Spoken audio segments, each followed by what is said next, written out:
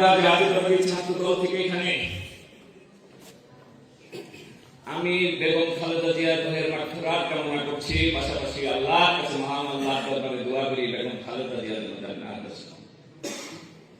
রুহের মাগফিরাত কামনায় তার রেখে দেওয়া যে আদর্শ রয়েছে তার সুসন্তান বাংলাদেশের নতুন ইতিহাসকে বদলে নতুন ইতিহাস সৃষ্টি করতে যাচ্ছে জনাব তারেক রহমানকে আল্লাহ যেন হেফাজত করেন এবং তার মনের বাসনা যেন পূর্ণ করে বাংলাদেশ একটি স্বনির্ভর বাংলাদেশে রূপ দিতে পারে, সেটা দোয়া আজকে আমরা করি।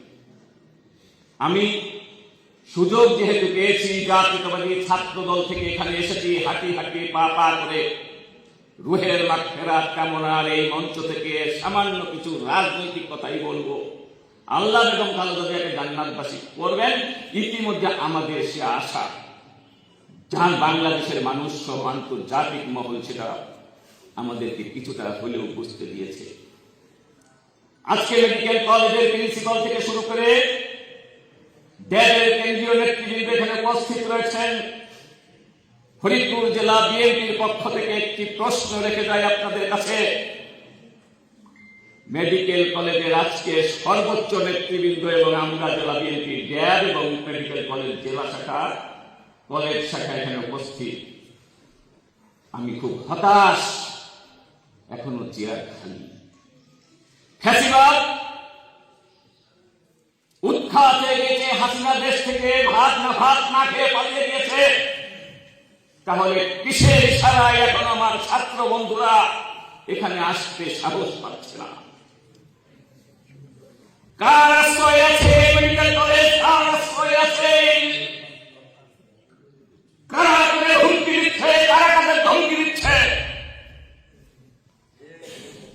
এখানে উপস্থিত যাত্রার কর্মচারীর নাশ জাতীয়তাবাদী ছাত্র দলের একটা কর্মী এখানে উপস্থিত হতে পেরেছে কিনা আমার জানা। তাহলে কিসের আলামত? তাহলে কি ড্যাব ফরিদপুর জেলা শাখা, ড্যাব মেডিকেল কলেজ শাখা এই কর্মচারী আর ডাক্তার দিয়ে ড্যাবের আগামী নেতৃত্ব বাস্তবায়ন করতে চাই কিনা আমার প্রশ্ন। আর প্রশাসনের প্রতি অনুরোধ রেখে যাব, অতীত ভুলে যান। আমি জাতীয়তাবাদী ছাত্র দল থেকে বিদায় নিয়ে বিএনপির নেতৃত্ব দিচ্ছি। 12 তারিখ পর্যন্ত আমরা দেখতে চাই 12 তারিখের পরে যদি আমাদেরকে সশরীরে এখানে উপস্থিত হয়ে এখানে স্বাভাবিক রাজনীতির চর্চা না করতে দেওয়া হয় তাহলে কিন্তু ভয়ানক পরিস্থিতি হবে। আমার জাতীয়তাবাদী ছাত্র দল যদি রাজনীতি না করতে পারে তাহলে ফরিদপুরের মেডিকেল কলেজের ছাত্র রাজনীতি বন্ধ করে দেব। ছাত্র রাজনীতি যদি বন্ধ হয়ে যায় তাহলে মেডিকেল কলেজ বন্ধ হয়ে যাবে।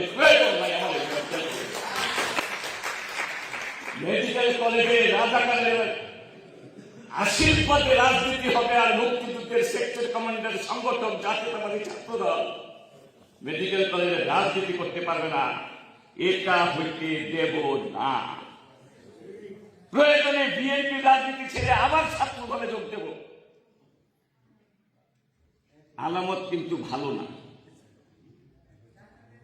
সেহেতু এক প্রসঙ্গ থেকে আর এক প্রসঙ্গ চলে এসেছি, আমরা সেই প্রসঙ্গের থেকে আবার সরে যাই।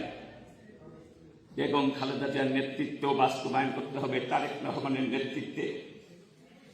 আগামী 12 ফেব্রুয়ারি যে নির্বাচন আসছে সেই নির্বাচনে আমাদের প্রার্থী রয়েছে চৌধুরী নায়েব ইবনে ইউসুফ।